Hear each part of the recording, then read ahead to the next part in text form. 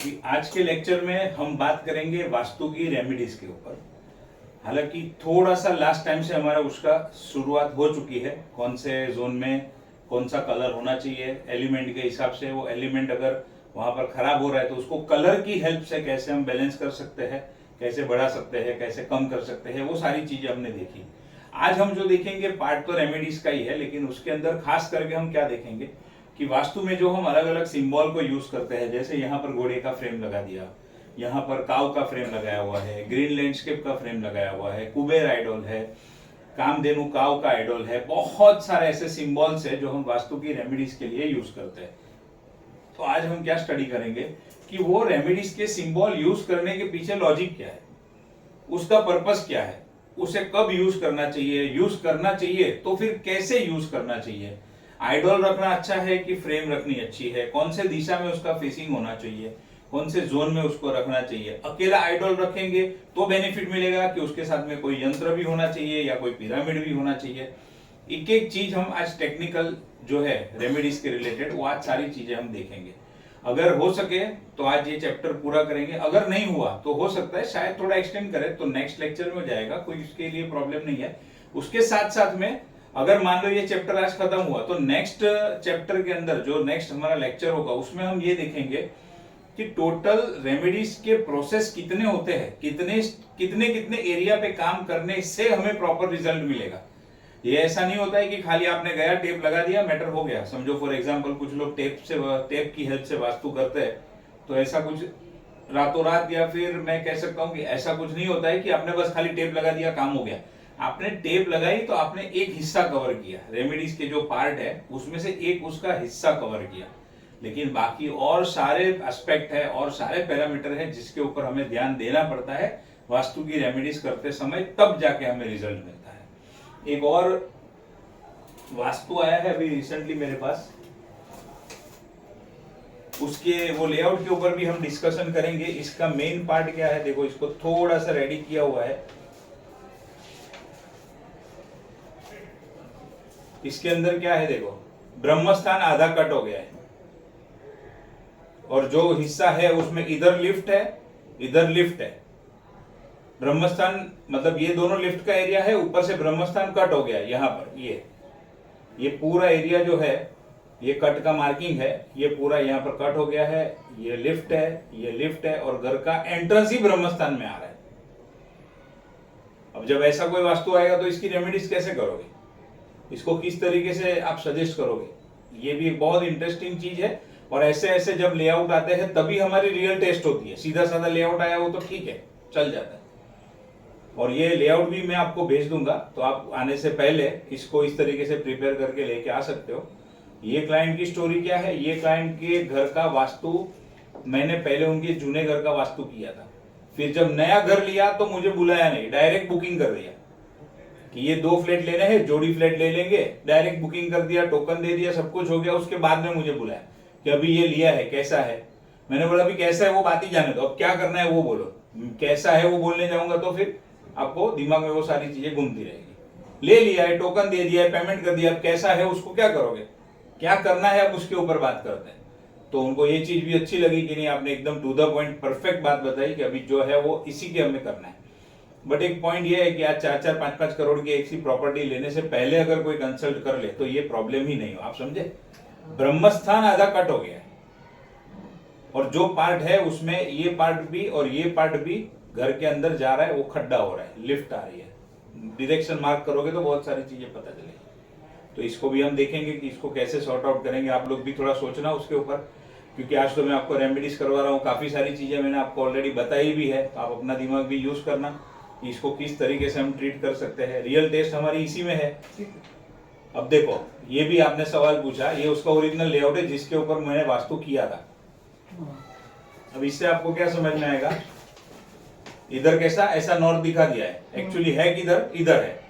कितने डिग्री का फर्क है, ऑलमोस्ट 22.5 डिग्री का फर्क है। पूरा का पूरा जोन चेंज, पूरा का पूरा एंट्रेंस चेंज, सब कुछ चेंज। ऐसे गलती से भी, ऐसे मार्किंग के ऊपर तो गलती से भी भरोसा करने का नहीं। ये खाली इतना दिखा सकते हैं कि उत्तर दिशा है या नॉर्थ दिशा ये बाजू है, बस एग्जैक्ट किधर है वो बिल्कुल भी पता नहीं चलता है। इसके ऊपर भी हम स्टडी करेंगे नेक्स्ट लेक्चर में। अलग अलग सिंबल के ऊपर बात करने से पहले हम ये देखेंगे कि वास्तु की रेमेडीज कैसी होनी चाहिए। अब कैसी होनी चाहिए से उससे मेरा मतलब क्या है, अब यहाँ पर पॉइंट करते हैं तो आपको समझ में आएगा। कोई भी वास्तु की जो रेमेडीज है ना, वो एक तो लॉजिकल होनी चाहिए। ऐसा हवा में किधर आया किधर से आया कुछ भी बोल दिया, किधर भी कुछ नहीं रखने के लिए सजेस्ट कर दिया, ऐसा कभी नहीं होता है। क्योंकि ये भी एक प्रॉपर साइंस है, ये हमारे घर से जुड़ा हुआ साइंस है कि घर को कैसे सजाना है, घर को कैसे बनाना। जैसे हम डॉक्टर के पास जाते हैं तो वो भी हमारी बॉडी का साइंस है, तो उसमें हर एक चीज लॉजिकल है, उसका कुछ रीजन है। ऐसे हवा में कोई तीर तुक्का नहीं है। तो वास्तु की रेमेडीज क्या होनी चाहिए, एक तो लॉजिकल होनी चाहिए, दूसरे नंबर पे प्रैक्टिकल होनी चाहिए। मतलब हम जो सजेस्ट करें वो ऐसा प्रैक्टिकली पॉसिबल होना चाहिए। बहुत बार आपको ऐसे ऐसे घर आएंगे कि आपने वास्तु में पढ़ा है, सीखा है, समझा है, सब कुछ है, लेकिन आप वो चीज मुंह से बोलो तो सामने वाले को लगे कि ये वास्तु कंसल्टेंट है कि कौन है, क्योंकि वो प्रैक्टिकली पॉसिबल ही नहीं होता है। मान लो कोई घर में, अब फॉर जैसे एक लेआउट मैंने आपको दिखाया था, वो घर के अंदर north north east, north and north north west, तीनों तीन जोन में टॉयलेट। अब कुछ लोग ऐसा बोलते हैं कि नॉर्थ के जोन या नॉर्थ नॉर्थ ईस्ट के जोन की टॉयलेट होती है तो उसकी कोई रेमेडीज ही नहीं है, या नॉर्थ ईस्ट के टॉयलेट की कोई रेमेडीज ही नहीं है। अब रेमेडीज नहीं है तो आप घर में तीनों तीन टॉयलेट क्या निकालने के लिए बोल दोगे उसको? प्रैक्टिकली पॉसिबल ही नहीं है, वो तो हंसेगा आपके ऊपर। तो हमारे पास वो सारी चीजों की रेमेडीज होनी चाहिए कि टॉयलेट सीट हाँ निकाल सकता है तो सबसे बढ़िया है। जैसे हम ये सजेस्ट करेंगे, एक घर में गया था तो मैंने सजेस्ट किया था 3 वॉशरूम है, जरूरत नहीं है तो एक एटलीस्ट निकाल दो, जो मेन पैसों से कनेक्टेड है, नॉर्थ वाला निकाल दो, और क्या। या बहुत अगर हेल्थ इश्यू है तो हेल्थ वाला निकाल दो। तो एक आध हम सजेस्ट कर सकते हैं रिमूव करने के लिए, तीनों दिन तो पॉसिबल नहीं है। तो फिर हमारे पास सारे इलाज होने चाहिए और प्रैक्टिकल होनी चाहिए हमारी जो भी रेमेडीज है। तीसरा वो होनी चाहिए अफोर्डेबल। अब अफोर्डेबल में कैसा है, लास्ट टाइम आपको बताया था कि वास्तु की रेमेडीज का रिजल्ट, अच्छा रिजल्ट, बेटर रिजल्ट कब मिलता है, जब आप अच्छी क्वालिटी के प्रोडक्ट यूज करते हो।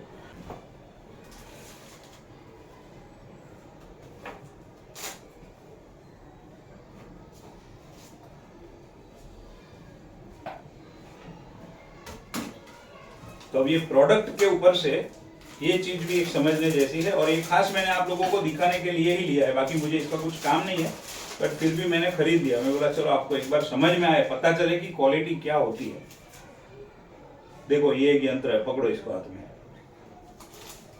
है यंत्र, क्या वो हंसी आ रही? हाँ, ये कितना अच्छा पता अच्छा। है।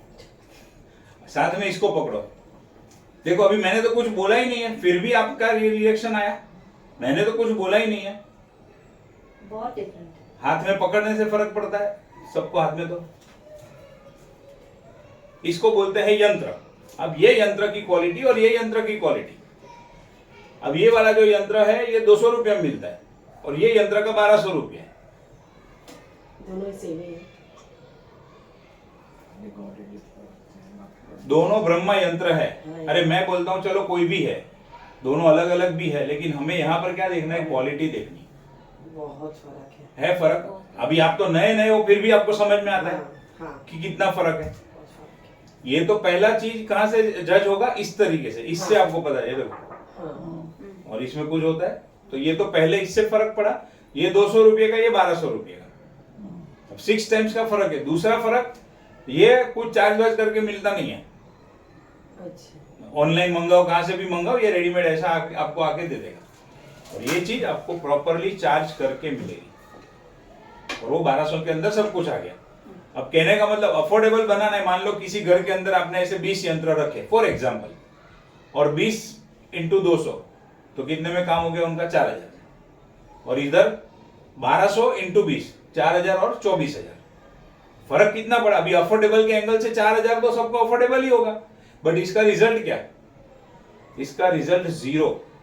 ऊपर से हमारा नाम बिगड़ेगा कि ये क्लाइंट, ये वास्तु कंसल्टेंट ने 4000 या 40000 लिया और रिजल्ट नहीं मिला। इसमें 24000 लेंगे लेकिन उसको रिजल्ट मिलेगा, वो गारंटी है कि उसको रिजल्ट मिलेगा, क्योंकि वो प्रोडक्ट हम यूज कर रहे हैं। तो अफोर्डेबिलिटी तो डेफिनेटली देखनी है क्लाइंट की, लेकिन उसके साथ साथ में क्या देखना है, क्वालिटी ऑफ द प्रोडक्ट भी देखना है। एक खास मैंने मेरी जिंदगी में पहली बार ये लिया है आपको दिखाने के लिए, क्योंकि मैं तो जब पहली बार देखा तो मैं समझ गया था कि इसमें कुछ मतलब नहीं है। उसी तरीके से दूसरा भी यंत्र है।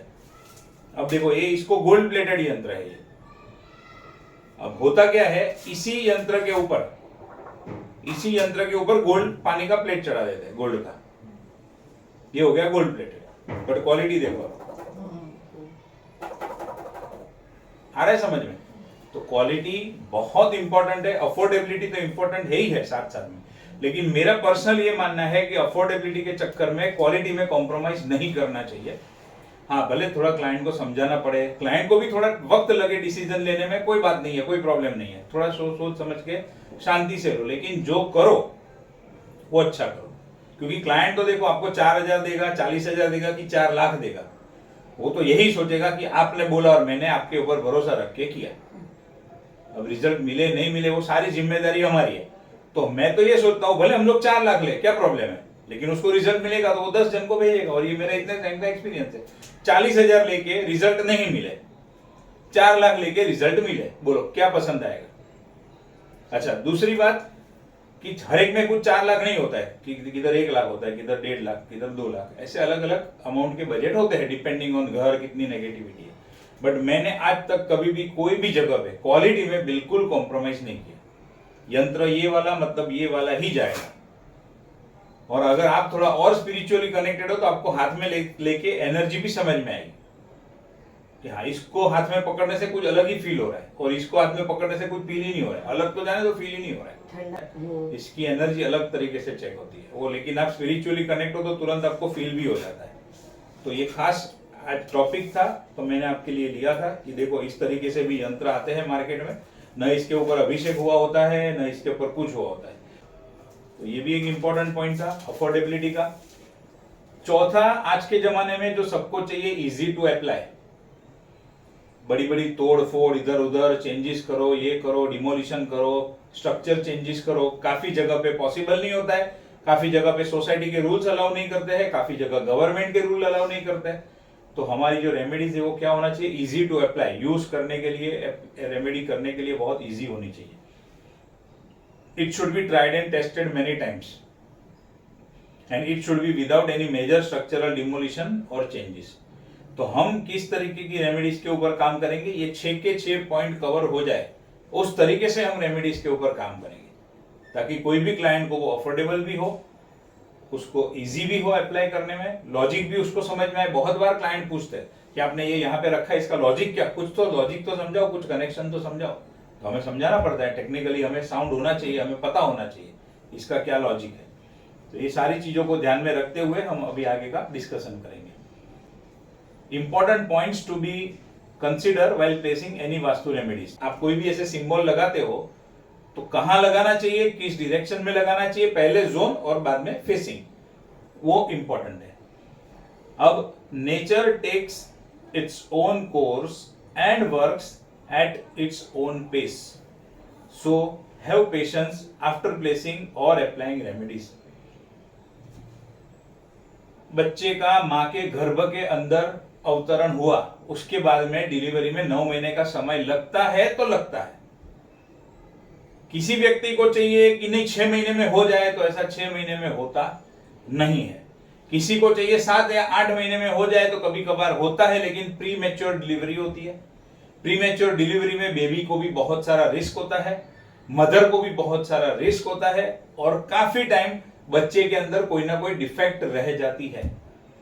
तो हमें क्या है, कुदरत के लॉ से अगेंस्ट में जाके कुछ काम करना नहीं है। क्लाइंट को भी ये चीज समझानी है। क्लाइंट आपको पैसा देगा तो उसको होगा, कल का कल रिजल्ट मिल जाए, 1 महीने में हो जाए, लेकिन ऐसा कुछ होने वाला नहीं है। और वो पैसा लेने से पहले उसको बता देना है कि ये प्रोसेस है, ये साइंस है, इसकी एक सिस्टम है, आपके कहने से नहीं होने वाला है।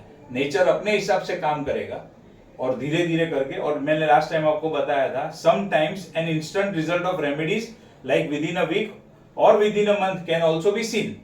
दिखता है, 1 हफ्ते में, 1 महीने में भी रिजल्ट दिखता है, but in majority cases usually it takes minimum 6 months and 2 और 2.5 ईयर्स, यानी 2 से 2.5 साल हायर साइड पे और मिनिमम साइड पे 6 महीने का वक्त लगेगा। उतना हमें क्लाइंट को समझाना है पहले, उसके बाद में उसके पास से पैसे लेना है।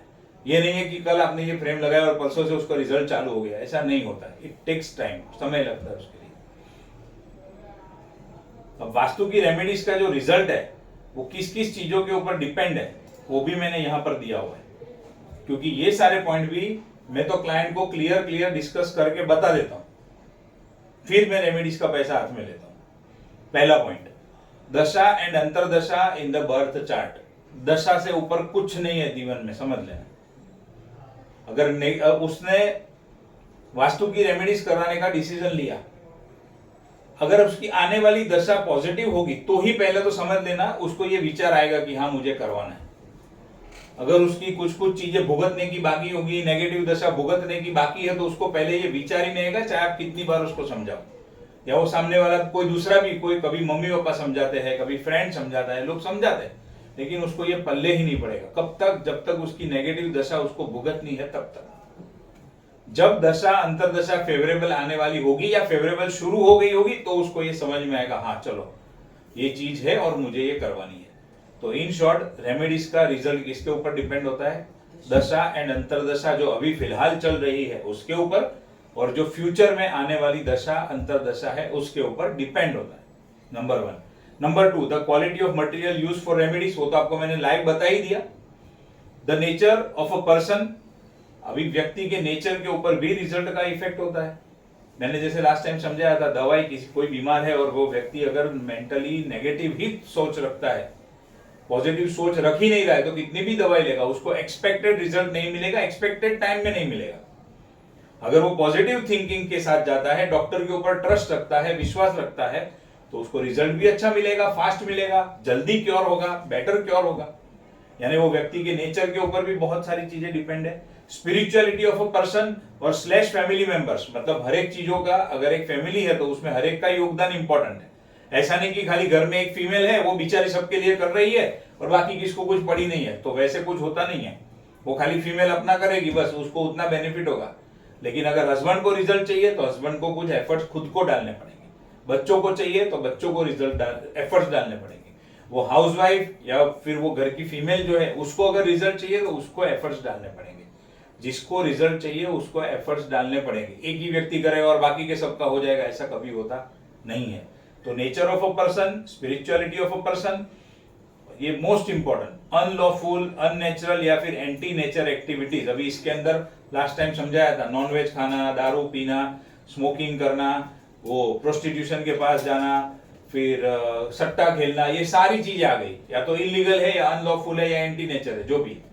एक बाजू वो एक्टिविटी जीवन में चालू रखोगे और एक बाजू वास्तु करोगे, माँ बाप का ख्याल नहीं रखना, बहुत सारी चीजें मैंने आपको बताई थी लास्ट टाइम। एक बाजू वो चालू रखोगे और एक बाजू ये रेमेडीज करते बैठे रहोगे, हाँ अभी रिजल्ट आएगा, अभी रिजल्ट आएगा, तो वो कुछ आने वाला नहीं है। वो सारी चीजें जीवन में पहले बंद करनी पड़ेगी, अगर चालू है तो, नहीं है तो ठीक है। The auspicious muhurat in which the remedies are done. अब जिसको एस्ट्रोलॉजी का नॉलेज है, जिसको पता है, उसको एक अच्छा मुहूर्त निकाल के रेमेडीज करनी चाहिए। To get the best result of vastu remedies, use properly charged, energized and good quality of yantra, pyramid, strips, frames, gemstone etcetera. एक ये बहुत बड़ा सीक्रेट है जो मैंने सिंपल एक लाइन में लिख दिया यहाँ पे। अब यहाँ से एक एक चीज शुरुआत होती है। यहाँ पर देखो मैंने फोटो के साथ में आपको ये दिया हुआ है, बट जरूरी नहीं कि एग्जैक्टली ऐसा ही लेना या ऐसा ही अवेलेबल रहेगा। ये तो मैंने जब ये नोट्स बनाया उस टाइम पे जो जो पिक्चर्स, फोटो मेरे पास अवेलेबल थे वो मैंने यहाँ पर रखे। कॉन्सेप्ट आपको समझ लेना है, फिर आपको अलग अलग तरीके से कोई भी चीज मिल सकती है, वो फिर आप डिसाइड कर सकते हो अपने हिसाब से। तो सबसे पहला हम शुरुआत करते हैं कुबेर आइडल और कुबेर यंत्र। तो कुबेर यंत्र कहाँ पे रखना चाहिए, कुबेर आइडल कहाँ पे रखना चाहिए, क्यों रखना चाहिए, उससे क्या बेनिफिट होता है, कैसे बना हुआ होना चाहिए, उसका इमोशन कैसा होना चाहिए, ये सारी चीजें अभी हम इसके अंदर कवर करेंगे। अभी तक हमने 22 अलग अलग सिंबल्स के बारे में स्टडी किया, जिसमें हमने ये देखा 12 red horses, 12 white horses, 2 red horses, 2 white horses, camel, dolphin, बहुत सारे सिंबल हमने देखे और उसका लॉजिक भी हमने समझा, कहाँ रखना, कैसे रखना, फेसिंग। अब ये मोस्ट इंपॉर्टेंट अभी का ये जो रेमेडी है वो बहुत ही इंपॉर्टेंट है, most important, that is Swastik. Frame भी हो सकती है, स्वस्तिक का यंत्र भी हो सकता है, बट स्वस्तिक सिंबल हमारे जीवन में क्या काम करता है, स्वस्तिक सिंबल का इंपॉर्टेंस क्या है, वास्तु में रेमेडीज के लिए क्यों स्वस्तिक को यूज किया जाता है, हमारे शास्त्र में उसका क्या इंपॉर्टेंस है, हमारे जीवन में वो क्या पॉजिटिविटी क्रिएट करता है, किस तरीके से करता है, ये सारी बातों को अब हम जानेंगे। तो शुरू करते हैं स्वस्तिक के बारे में। The word swastik is a Sanskrit word which means good luck, well-being and positivity. स्वस्तिक जो है वो संस्कृत का वर्ड है और उसका मीनिंग क्या है, नाम से ही पता चलता है, good luck, well-being and prosperity, positivity, ये सारी क्वालिटी स्वस्तिक के पास है। According to Sanskrit translation, swastika means pure and auspicious.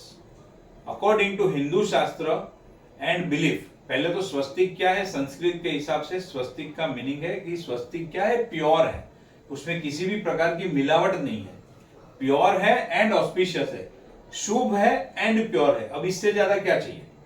और हमारे शास्त्र में स्वस्तिक के बारे में क्या बिलीफ है, अब वो पढ़ते हैं। स्वस्तिक नेवर लूजेस इट एनर्जी, स्वस्तिक कभी भी अपनी एनर्जी लूज नहीं करता है। एक बार आपने कहीं पर कोई स्वस्तिक प्लेस कर दिया या कोई स्वस्तिक का सिंबल ड्रॉ कर दिया और वो सिंबल एज इट इज है अगर, तो वो अपनी एनर्जी कभी भी लूज नहीं करता है। आपने देखा होगा बहुत बार नए घर में एंटर होते समय या जब दुल्हन घर में पहली बार आती है, लोग दीवार के ऊपर स्वस्तिक बनाते हैं और ये सारी चीजें करते हैं। तो स्वस्तिक का परमानेंट इंपॉर्टेंस है, परमानेंट उसका महत्व है। और एक बार स्वस्तिक आपने प्लेस कर दिया, ड्रॉ कर दिया, तो वो कभी अपनी एनर्जी को लूज नहीं करता है। Swastik is a symbol of infinity, उसके पास कोई लिमिट नहीं है, इनफाइनाइट है, भरपूर शक्ति है और वो भी अनलिमिटेड है, इनफाइनाइट है। Swastik symbol of continuous progress, ये शास्त्र में लिखा है, ये हमारे घर की बात नहीं है, आपके और मेरे घर की, हमारे मन की बात नहीं है, शास्त्र में लिखा है। और सदियों के सदियों पुराना ये सिंबल है, जो शुभ कार्य करने से पहले, शुभ कार्य करते समय जिसको यूज किया जाता है, सदियों के सदियों से जुना, इतने पुराने टाइम से ये चला आ रहा है। Swastik is consider as the symbol of sun. अब जो मैंने आपको एक बार बताया था कि sun is the only form of energy and not only energy, pure energy. Sun की जो एनर्जी है वो प्योर एनर्जी है एंड वो first and the most important source of energy है, जिससे हमें अर्थ के ऊपर एनर्जी प्राप्त होती है। बाकी सब चीजें उसमें से आती है, बट सन जो है वो ओरिजिनल है, मूलभूत है, बेसिक है। Swastik is also believe the symbol of lord Ganesha. Ganesh ji के जो सिंबल है उसमें से एक सिंबल स्वस्तिक को भी माना गया है। अब हमारे हिंदू धर्म के अंदर तो कोई भी शुभ कार्य करने से पहले गणेश जी का नाम लिया जाता है। गणेश जी को क्या कहते हैं, विघ्नहर्ता कहते हैं। तो स्वस्तिक उनका ही सिंबल है और जो सन है उसका भी सिंबल है। तो एज ए एनर्जी, अभी आपको समझ में आया, sun is the purest form of energy. स्वस्तिक को एनर्जी के साथ कनेक्ट किया गया है क्योंकि जो स्वस्तिक है वो सन को रिप्रेजेंट करता है। तो जब वास्तु के अंदर पॉजिटिविटी क्रिएट करनी हो तो स्वस्तिक को यूज किया जाता है, ये उसका एक लॉजिक है। बहुत सारी चीजें आपको ये टॉपिक कंप्लीट होते होते क्लियर हो जाएगी। अब देखो स्वस्तिक का और इंपॉर्टेंस क्या है। स्वस्तिक की 4 ब्रांच है, 4 ब्रांच होती है ऐसे अलग अलग। स्वस्तिक की ये 4 ब्रांचेस कहेंगे, 1, 2, 3 और 4, ये 4 ब्रांच है। अब ये 4 ब्रांच क्या रिप्रेजेंट करती है, क्या दिखाती है, अब उसके बारे में हम जानते हैं। देखो सबसे पहला 4 फेस ब्रह्मा जी, ब्रह्मा जी का चेहरा 4 चौमुखी होता है, चारों बाजू होता है। तो स्वस्तिक के भी 4 जो ये ब्रांच है वो क्या कहा गया है कि ये ब्रह्मा जी के फेस है, ऐसा कहा गया है। दूसरे नंबर पे हमारे वेदा 4 है, तो ऋग्वेद, सामवेद, यजुर्वेद एंड अथर्ववेद। तो स्वस्तिक के अंदर इनका भी समावेश है, इसको भी कंसिडर किया जाता है। मान लो फॉर एग्जांपल ये ऋग्वेद है, ये सामवेद है, ये यजुर्वेद है, ये अथर्ववेद है। जैसे स्वस्तिक की 4 ब्रांच है ऐसे हमारे 4 वेद है। जैसे स्वस्तिक की 4 ब्रांच है ऐसे ब्रह्मा जी के 4 मुख है, चौमुख है। 4 एम्स ऑफ लाइफ, धर्म, अर्थ, काम एंड मोक्ष। ये हमने सबने कहीं ना कहीं सुना है। हमारे जीवन के जो मेन पर्पस है वो क्या है, 4 पर्पस है, धर्म, अर्थ, काम एंड मोक्ष। तो वो भी स्वस्तिक से कनेक्टेड है। 4 स्टेज ऑफ लाइफ है, एक तो ब्रह्मचर्य, गृहस्थाश्रम, वानप्रस्थाश्रम एंड संन्यासश्रम, वो भी स्वस्तिक से कनेक्टेड है। 4 वर्ण, ब्राह्मण, शूद्र, क्षत्रिय, वैश्य। 4 मेन डायरेक्शन, देखो ये 8 दिशा, 16 दिशा तो सब बराबर है, लेकिन ओरिजिनल कौन सी दिशा है, नॉर्थ साउथ, 4 दिशाएं है, नॉर्थ, ईस्ट, वेस्ट, साउथ। तो एग्जैक्टली ये स्वस्तिक क्या सिंबल करता है, north, east, west and south. इसलिए स्वस्तिक का इंपॉर्टेंस बहुत है। अभी और आगे सुनो, अभी तो ये शुरुआत है। The center point of the swastika is believed to represent the navel of Lord Vishnu from which the Lord Brahma originated. इसके लिए हम ब्रह्म स्थान कहते हैं ना, सेंटर पॉइंट। तो स्वस्तिक का जो सेंटर पॉइंट है उसको किससे कनेक्ट किया गया है? ब्रह्मा जी से कनेक्ट किया गया है। Swastik symbol is usually drawn before starting any religious ritual. It helps in removing negative energy and bring peace at home. शायद बहुत लोगों को तो आज पहली बार पता चलेगा क्यों कोई भी शुभ कार्य करने से पहले स्वस्तिक ड्रॉ किया जाता है। स्वस्तिक इसलिए ड्रॉ किया जाता है कि वो शुभ कार्य की जो हम शुरुआत करते हैं उसके पहले जिस जगह पे हम वो काम कर रहे हैं, अगर यदि वहां पर कोई नेगेटिव एनर्जी है तो वो दूर हो जाए, वो नेगेटिव एनर्जी चली जाए। Swastik is mostly made of kumkum और sindoor. Right angle swastik is a symbol of Ganesh, Vishnu and sun, and the left angle swastik is a symbol of magic and Kali. एक राइट एंगल होता है और एक उल्टा स्वस्तिक भी होता है। तो राइट जो सीधा स्वस्तिक है वो क्या है? गॉड, विष्णु एंड सन के साथ कनेक्टेड है। लेकिन जो उल्टा स्वस्तिक है वो किससे कनेक्टेड है? मैजिक एंड काली। ये जनरली इसका यूज कहां पर होता है? मंत्र तंत्र विद्याओं के अंदर, नेगेटिविटी में, ब्लैक एनर्जी में उल्टा स्वस्तिक यूज किया जाता है। हम जो ऑस्पिशियस काम करते हैं, अच्छे काम करते हैं, उसमें हम सीधा स्वस्तिक यूज करते हैं। Many you may wear a swastik locket, bracelet of swastik to bring luck in your life. क्योंकि स्वस्तिक क्या करता है? स्वस्तिक आपके जीवन में, स्वस्तिक का लॉकेट पहनो या स्वस्तिक का ब्रेसलेट पहनो, वो आपके जीवन के अंदर गुड लक लेके आता है। ये पर्सनलाइज रेमेडी अगर किसी को आपको देनी हो तो आप बता सकते हो कि स्वस्तिक का ब्रेसलेट पहनो, लॉकेट पहनो। Imbalance is the root cause of all troubles. Any space can be synchronized with universal cosmic universal comic equation through swastik. Swastik ignite a spark which fuels the progress that brings a natural balance into living or non-living being. Swastik works in all direction and it can be placed in any direction. कोई direction ऐसा नहीं है जहां पर आप स्वस्तिक नहीं रख सकते हो। हर एक डायरेक्शन के अंदर आप स्वस्तिक रख सकते हो और हर एक डायरेक्शन के अंदर उसकी ऊर्जा काम करती है। आमतौर पे नॉर्मली हम रेड कलर का स्वस्तिक ड्रॉ करते हैं क्योंकि कुमकुम या सिंदूर से बनाया हुआ है। लेकिन अब आज के तारीख में आप देखो तो अलग अलग कलर के स्वस्तिक भी अवेलेबल होते हैं। नॉर्थ वेस्ट, नॉर्थ ईस्ट या नॉर्थ ईस्ट में यूज करना है स्वस्तिक तो प्रीफर करो ब्लू कलर का स्वस्तिक अगर हो सके तो, क्योंकि उस एलिमेंट का वो कलर भी है तो दोनों इफेक्ट मिलेगी, कलर की इफेक्ट भी मिलेगी एंड स्वस्तिक का जो सिंबल है उसकी इफेक्ट है, बेनिफिट, पॉजिटिव इफेक्ट वो भी आपको मिलेगी। कॉपर का स्वस्तिक सबसे बेस्ट अगर आपको जमीन के अंदर डालना है तो तीन स्वस्तिक अवेलेबल है आज की तारीख में। कॉपर का है, ब्रास का है एंड ब्रॉन्ज का, ये 3 स्वस्तिक मिलते हैं। एल्यूमिनियम का, स्टील का वो सब स्वस्तिक नहीं मिलते। तो ये तीनों में से कोई भी स्वस्तिक आप या तो एलिमेंट या जोन के हिसाब से डालो या फिर कॉपर का तो दी बेस्ट है। कोई भी डायरेक्शन में कॉपर का स्वस्तिक आप रख सकते हो पॉजिटिव एनर्जी क्रिएट करने के लिए। उसी तरीके से स्वस्तिक यंत्र भी यूज कर सकते हैं।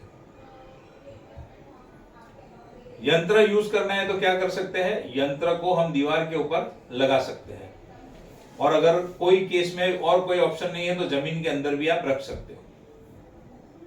अब स्वस्तिक के टाइप्स कितने हैं? स्वस्तिक यंत्र आता है, क्रिस्टल के स्वस्तिक है, हैंडमेड स्वस्तिक है, कुमकुम के स्वस्तिक है, ब्रास के है, अभी तो मैंने आपको बताया कॉपर के भी है, ब्रॉन्ज के भी है, प्लास्टिक के भी है, बहुत सारे स्वस्तिक अवेलेबल है।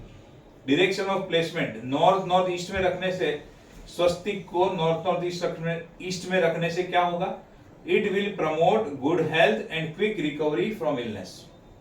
अगर स्वस्तिक को नॉर्थ ईस्ट डायरेक्शन में रखा है तो क्या बेनिफिट होगा? It will bring mental peace. अगर स्वस्तिक को ईस्ट डायरेक्शन में रखा है तो क्या होगा?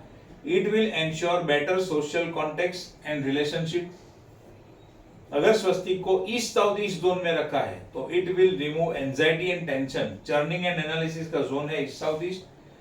अब वो जोन है, उसका एलिमेंट है कॉपर है, फायर है, तो कॉपर का स्वस्तिक चल सकता है। तो आप ईस्ट साउथ ईस्ट में स्वस्तिक रख दो कम से कम, तो आपको क्या बेनिफिट मिलेगा? आपकी एंजाइटी और टेंशन को कम करने में आपको हेल्प मिलेगा।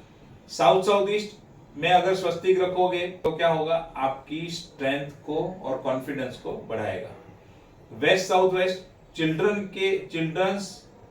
Children performs better in studies and career. बच्चों के एजुकेशन में भी अच्छा बेनिफिट मिलेगा क्योंकि west south west education and saving का जोन है।